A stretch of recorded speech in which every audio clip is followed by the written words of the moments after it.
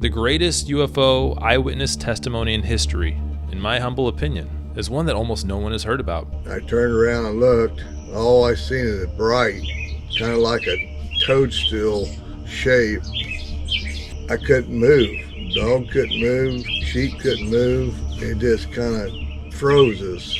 In 1971, Ronnie Johnson was temporarily paralyzed by a UFO when he was 15 years old, and it left a glowing radioactive circle where it landed. There are several reasons I call this the greatest eyewitness UFO testimony in history. Reason number one, there's very good physical evidence in this case. Quite a bit of it. This is really rare in most of these stories, and you're going to learn all about it. Reason number two, both Ronnie and his mother suffered injuries from this event. Ronnie's mother actually lost feeling in many of her fingers and a portion of her leg, and she was like that for the rest of her life. Ronnie himself suffered from what he described as welding burns. This, of course, contradicts previous government claims that no one has ever been injured by one of these UFOs before. And then reason number three, a police officer from a completely different town, completely unconnected to Ronnie Johnson, saw this UFO take off from the ground around the time this would have happened. And the very best reason of all is Ronnie Johnson's testimony. I challenge any of these body language experts out there to watch this video and tell me that Ronnie Johnson is lying about what he says. In this interview, Ronnie revealed to me that the UFO continued to come back, harassing the family, knocking out the electricity in their house, the power in their cars. I went over to this man's house completely unannounced. He had no idea I was showing up. He had no idea who I was. And he gave me one of the most in-depth interviews that he's ever given on the topic. I just had my iPhone. We went out on his porch, and he told me everything he remembered. Not the most fancy interview, but what Ronnie has to say speaks for itself. So without further ado, here is the greatest UFO testimony I've ever heard. 1971, I was 15 years old. I had a bunch of sheep out there, and I was going to go feed them. And went out there to feed them, and I had some ewes having lambs out there too in a shed. And I had a dog, Snowball. He was white.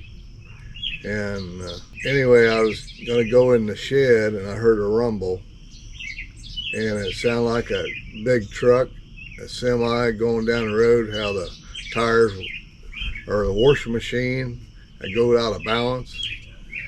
It sounded like that. I turned around and looked. All I seen is it bright, kind of like a toadstool shape. I couldn't move. Dog couldn't move. Sheep couldn't move. It just kind of froze us. It hovered there, and then it took off, and then we could move. The sheep jumped out of the fence. I jumped out of the fence and everything else. So you don't think you were frozen out of fear? Something was causing you to not be able to physically move? Right. It wasn't fear. I was scared, and I had welding burns. Several weeks of that. It just, eyes hurt. Like I say, I think they was taking samples, the sheep and the hogs. Went ahead and run in the house and told the folks, and they wouldn't believe me for a while. Thought, 15 years old, you kind of joke around, that kind of stuff. And she finally looked at me, and she knew I was serious. Dad and her come out and looked where it landed. And it broke a couple of trees, limbs down, and a tree down. It made a circle, and it was kind of glowing. So it's just bright like an electric welder or like the sun. That's how bright it was. And it burnt the trees. There's 3 trees there right close together, and it burnt them white like that dirt. When your mother touched it, and you said that it caused like a paralysis in her fingers, Mm-hmm. And then eventually her thigh, right? Yep. How long did that last? Did that ever go away? It never went away till she died. He had that same deal on her leg. 3 months later, word got around, and they had a gyno counter, and 3 months later it went clear over there to red. It was radioactive. And this dirt, this white dirt, you can put it in the water and it float on top. wouldn't take any moisture up. So we'll get back to the interview in a moment, but this is really interesting. This dirt is said to repel water and not mix into the water, completely float on top of water. And there's a sample of the dirt in the local museum that was collected by a former science teacher named Bob Klein, and he gave me permission to actually test this out. And sure enough, this dirt does not mix into the water, completely repels, and is just floating on top. Other people between Delphos and Bennington had seen this object go into the sky. There was something there that did not belong there. But was it our government? Was it outer space? I don't know. This is your belief you have to determine. This circle, years passed, and it stayed there probably, I know 7 years, but it's a funny thing, when it's fall, the leaves fall off the trees, and it stayed there, and then it kind of like a magnet, it just fly right off of it. In the same way, when it snowed, everything will melt except the circle, and it melted last. Neighbor had some sheep, and I bought his sheep, and it was several years back later, and I had him in his pasture, and he had a creek on there, and we had a real good rain, so I better check the fence in there. So I was going across the creek there, and the fence was okay, and I went across the creek in a big old circle about the size of a football field. And I didn't say anything to nobody because I had too much, people coming anyway, so I just kept that quiet, and nobody knew that except me. When this circle started growing things on it, the first thing it grew to toadstools, and they was hard like a rock, and they was just like the ground. You touch them, your hands turn numb in 15 minutes. Them sheep I had having lambs that day, in 6 months they was having lambs. Veterinarian come up, and we showed him what we had, and these little lambs, they was about the size of the daggone little puppy. I know they was experimenting on them, and I know they was experimenting on hogs. We had hogs there. We had to sell all of the hogs because they wouldn't have any pigs anymore. Ronnie did not reveal this to me while talking to him, but I found a newspaper article by Jim Suber, and I'm just going to read this word for word. It was about 7 p.m., April 27th, 1974, when Ronnie burst into the house where his mother and father were finishing supper. "I told you it was coming back again," Ronnie told his parents. Daryl and Irma ran outside. "It was the same one, or one just like it," Miss Johnson said. "It circled the spot where it was before, then circled the house and took off east. It moved fast. They're faster than anything." He goes on in that same article to say, Ronnie's psychic powers cannot be explained by him. It's a feeling he gets, and words don't come to describe the feeling when he's asked about it. He knows that the UFO will return a third time, but he says he doesn't know how he knows. So when Ronnie's talking about nightmares here, some of these nightmares, I think, were very vivid and traumatic and possibly predicting when these things were coming back. Have you had any other experiences since that day? 3 years later, 4 years later, it come back, and it burned all the wiring of the house. My car wouldn't start. My brother was out there. My oldest brother was out there. His car wouldn't start either. Enquirer paper come out, and they had a deal on there. The best UFO get $5,000, and if you can prove it out of this world, you get $50,000. That time, $50,000 probably worth about $500,000. The one scientist didn't think it was out of this world, and all the rest of them did. And folks got $5,000 out of it. I didn't get a dime. I think the Enquirer probably owes you some money. Yeah. Yeah, I never told you about deal that got out of the dog's nose was in his nose like that. Is that a piece of grain? Yeah, grass. Grass. And which end was in his nose? This here. Really? So this end was in and this end was sticking out? Yep. The dog kept on sneezing and sneezing and sneezing.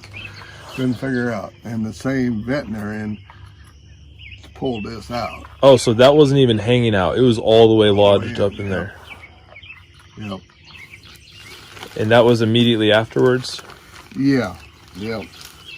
Now here is a toadstool.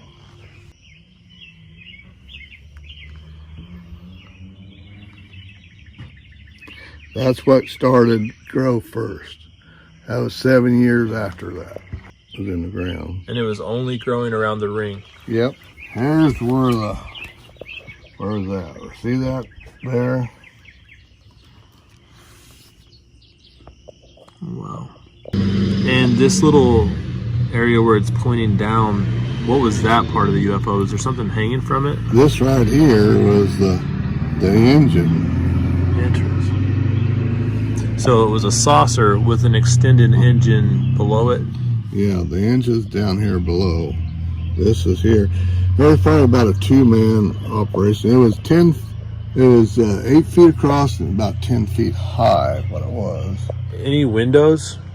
I couldn't see it because it's so bright. You look at the look at the sun, that's how bright it was. Any way you could judge color, or was it too bright? It was all different kind of colors there. When you were in your paralysis, when you were stuck, did you feel like you were being communicated with at all? I don't think so, but I don't know. I mean, when it was about, I think it was half an hour between Mom called me and that, what she told me, what she told them people. So I don't know what happened there. What were some of the characteristics you were telling me about those? Your hands turn numb, the same as the dirt. 7 years later. Yeah, burnt that through there. Them things wouldn't take water either. The actual mushrooms would repel water. They float up on top. And Dad the 5,000. Then they owe you $45,000 more, right? Yeah. But plus inflation, it's probably more like $495,000 more. Here's the panel here. All them is scientists. Got part of the award, but not the full, because they couldn't prove that it was not out of this world. Is that right? Yeah, yep. After all this happened, the word obviously got out, and the 70s are a lot different than 2020. Yeah. What was the reaction from the community? Did people believe you? Did people not believe you? How did that affect you? I had some believe me, and I had a lot of them didn't believe me and made fun of me. I even quit school because I couldn't take it anymore. And he said, here come a UFO man, in school and that kind of stuff. It just, if I had to do it all over, I wouldn't say nothing. And go on and it just changed my life when that happened. Is that why you didn't tell people about the other rings that you found? Right. Had you told people before today about those other rings? I told a couple people. And I never told the old man had him. Never told him because I didn't want to get it out. There it go again, It changed my life a lot. And that's why I don't like to talk about it. I had nightmares about it. Do you think we're going to find out the truth in your lifetime? Maybe. But I hope so. Ronnie, thanks for talking with me today. You're welcome. I really appreciate it. I believe Ronnie's telling the truth. This area of Kansas is covered with those old nuclear missile silos. Fort Riley is not too far away. I'm not sure who's responsible for Ronnie and his mother's injuries, whether it was some out-of-this-world paranormal phenomenon or maybe some secret government tech that they were experimenting on. It just really sucks that such a good guy had to go through so much misery. Ronnie has since lived an amazing life, worked hard to raise a good family, but I really do hope that he gets some redemption out of all of this and that the world does not forget his story. Thanks for watching my channel. If you'd like to support my work, please check out my exclusive videos on my members only page or get yourself a map, one of these 3D maps from your way. Use the link in my bio and please give me credit in the post-purchase survey. Thanks for watching, everybody, and I'll talk to you later.